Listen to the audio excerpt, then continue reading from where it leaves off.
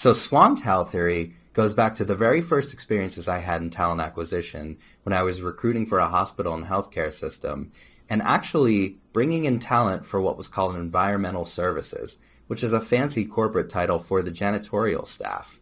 But what I loved about this team was that they were able to actually make impact that we saw all the way through to the bottom line of the hospital's what were called patient satisfaction surveys.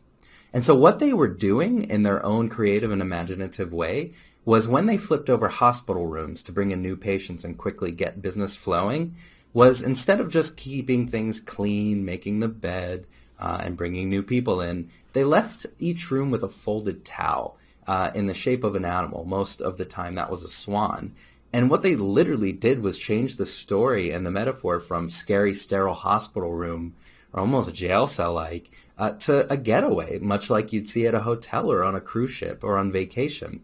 And while that seemed small, what we read in these patient satisfaction surveys later by our president of the hospital delivering the message was all of the big ticket costed items like your doctors and your subject matter experts, your technology, your robotics, seemed to be table stakes to most patients. They expected that.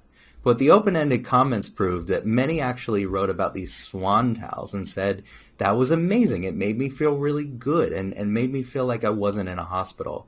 And that tiny bit of stickiness I think about a lot with talent engagement, how the smallest gestures and your competitive advantages can make people think or feel differently about being advocates of the brand.